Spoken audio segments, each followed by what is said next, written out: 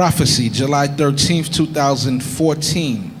While in prayer, the Lord Jesus Christ, in a quick flash of a vision, people are seen at a beach-like setting. At least one person who appears to be a child is seen running out of the water quickly. It seems uneventful to people. Shortly thereafter, the word Japan is heard quite faintly.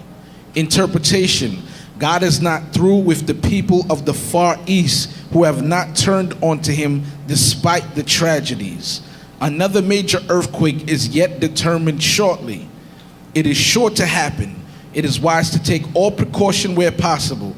Mankind needs to repent of our sins and turn to Jesus Christ for eternal salvation, the one who reveals these events. John 13:19. John 13:19. Now I tell you before it come, that when it is come to pass, ye may believe that I am he. August 28th, 2014. A 5.8 magnitude earthquake struck off the coast of southern Japan. The quake was registered at a depth of 13.8 miles.